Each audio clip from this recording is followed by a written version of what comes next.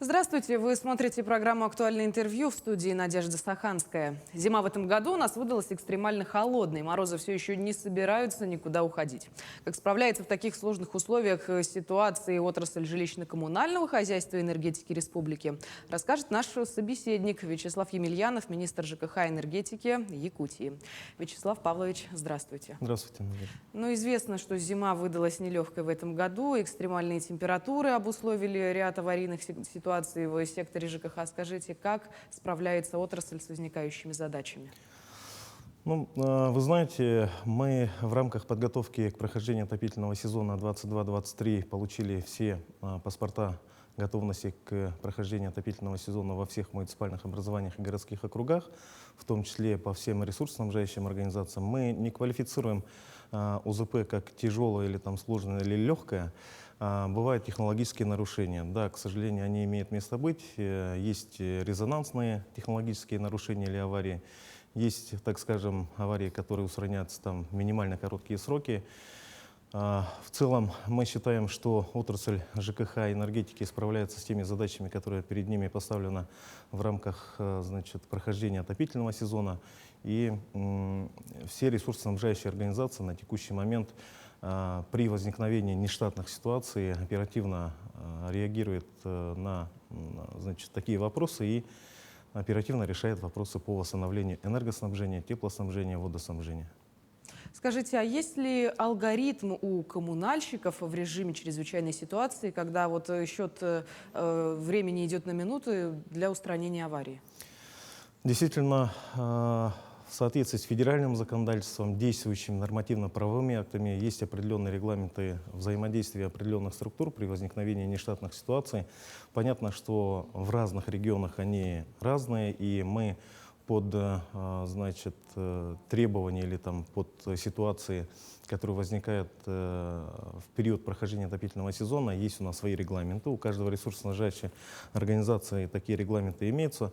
При этом хочу отметить, что технологические нарушения бывают разные. Да? То есть где-то, как вы правильно отметили, нужно реагировать очень оперативно, где-то нужно подключать другие структуры, подразделения, органы исполнительной власти. Вот как пример, вчерашнее технологическое нарушение, которое было с нарушением энергоснабжения заречной группы районов, требовало взаимодействия всех муниципальных образований, Главного управления МЧС, службы спасения, отраслевых органов исполнительной власти, ресурсоснабжающих организаций. Я считаю, что энергетики в этом плане сработали неплохо. Да, есть определенные вопросы к собственникам энергетических предприятий, но тем не менее Якутскэнерго в этом плане вчера отработала, я считаю, мое сугубо личное мнение, что они отработали достаточно оперативно и восстановили по временной схеме энергоснабжения всей заречной группы районов. То есть здесь все структуры жилищно-коммунального хозяйства, объекты водоснабжения, водоотведения были обеспечены энергоснабжением от резервных источников питания. И, собственно говоря, те регламенты, которые у нас действуют на текущий момент на территории Республики Саха-Якутия, эффективно работают. Да, бывает там определенная ситуация, где приходится точно решать определенные сложные вопросы. Вячеслав Павлович, давайте перейдем мы к другой теме. Известно, что порядка миллиарда рублей из федерального и республиканского бюджетов выделяется на программу модернизации объектов коммунальной инфраструктуры. Сколько районов она затронет? У нас, можно сказать, 23-й год начался неплохо для отрасли жилищно-коммунального хозяйства. Как вы правильно отметили, мы один из первых регионов Российской Федерации, которые получат федеральную поддержку в рамках модернизации коммунальной инфраструктуры. Мы одни из первых защитили свою региональную программу модернизации коммунальной инфраструктуры. В этой связи за 2 года, в течение 23-24 года, мы получим порядка 760 миллионов рублей с федерального бюджета через Фонд развития территорий. Ну и данные средства будут первостепенно направлены на инженерную инфраструктуру, то есть на обновление, реконструкцию, модернизацию существующих сетей тепло- и водоснабжения. В 16 муниципальных образованиях есть четкое понимание, какие объемы будут выполнены. В основном, конечно, это будет касаться магистральных сетей. Мы за последние 10 лет очень большой акцент внимания делали на строительство источников водоснабжения, теплоснабжения, ну, на сетевую инфраструктуру в рамках ремонтных инвестиционных программ мероприятия, конечно, выполнялись, но сейчас я считаю, что пришло время акцентировать внимание как раз на усиление, так скажем, мер на модернизацию сетевой инфраструктуры. То есть мы и параллельно строим источники тепловой генерации, объектов водоснабжения, водоотведения, ну и, соответственно, сейчас уже начинаем большую работу, так скажем, по модернизации, реконструкции инженерной инфраструктуры. А что относительно модернизации самих теплоисточников? Какие котельные будут обновлены в ближайшее время? Мы очень тесно взаимодействуем. Вот за последние 3 года с Фондом развития территорий, который вот до недавнего времени назывался Фондом содействия реформирования ЖКХ, в рамках взаимодействия получим финансирование на строительство 9 котельных в центральной части нашей республики. Это в Татинский, это Тампонский, Усть-Алданский районы.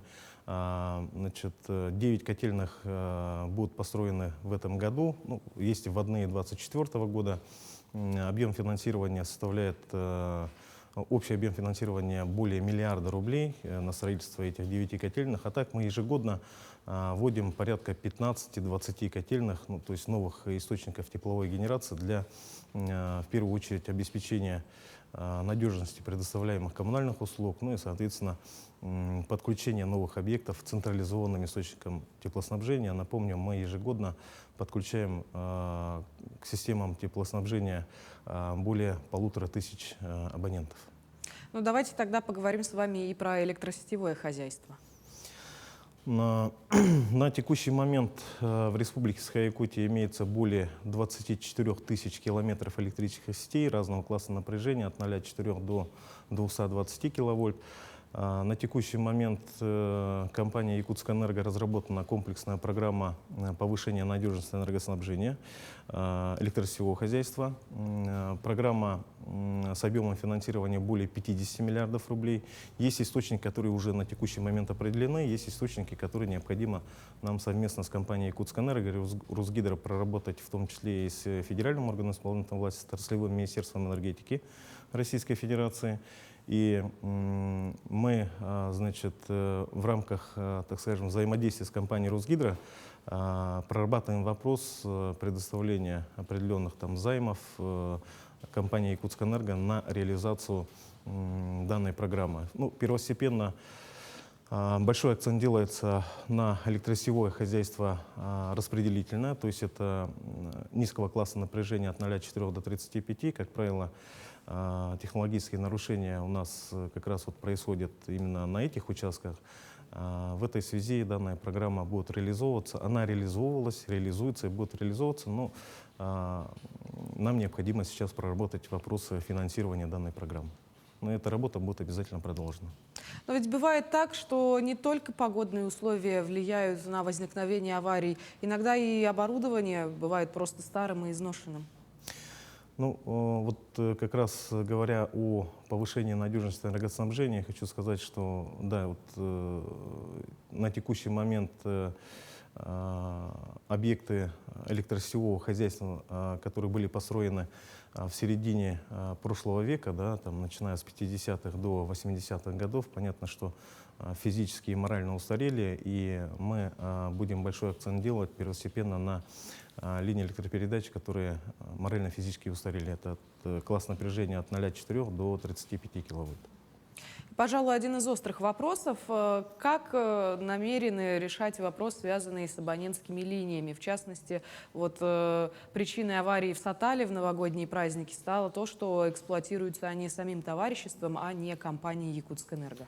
Да, здесь, Надежда, хотелось бы пояснить, что некоторые собственники электросетевого хозяйства, если на примере Сон-Сатал брать, да, в свое время Сатал построил электросетевое хозяйство и обеспечил технологическое присоединение к сетям Якутскэнерго через подстанцию «Радиоцентр». И есть определенные сложности с обслуживанием этих линий. То есть если абонент строит линию, эта линия находится в его собственности, он должен отвечать за этот участок линии.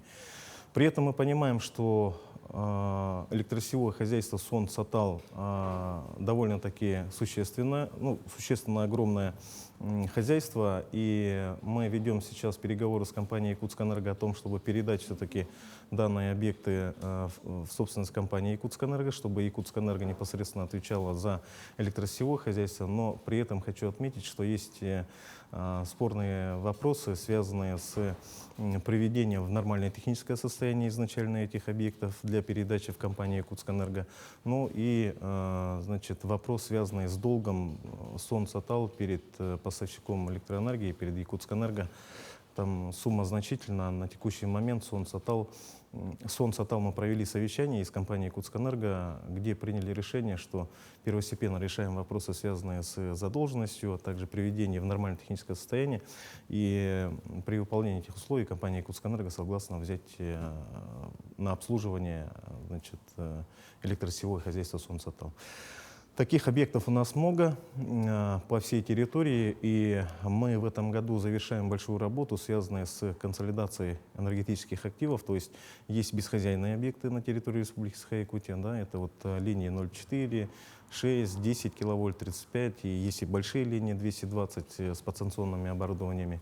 Мы в этом году завершаем эту работу и, соответственно, выносим в уставный капитал компании «Якутскэнерго», чтобы специализированная организация как раз и обслуживала, и отвечала за то хозяйство, которое она будет эксплуатировать. И, значит, в рамках, так скажем, формирования тарифов эти объекты будут у них, соответственно, будут тарифные источники для того, чтобы обеспечивать надежность энергоснабжения наших потребителей. Получается, что такие меры делаются для упреждения возникающих проблем? Да, абсолютно верно. Значит, в любом случае при подготовке к прохождению отопительного сезона выполняются, так скажем, все превентивные меры. Мы очень четко анализируем сейчас технологические нарушения, аварии, которые сейчас происходят, и при формировании ремонтных и инвестиционных программ в первую очередь акцентируем внимание, так скажем, на узкие места, где происходят технологические нарушения, аварии. Это, безусловно, основные условия, так скажем, для ресурсоснабжающих организаций. Ну что ж, благодарю вас, Вячеслав Павлович, за то, что уделили нам время и довольно-таки подробно рассказали о том, как сейчас устроено жилищно-коммунальное хозяйство у нас в регионе. Возможно, после просмотра этого интервью многие сделают для себя необходимые выводы. Спасибо. Ну а я напомню, вы смотрели актуальные интервью. Берегите себя и до встречи в эфире.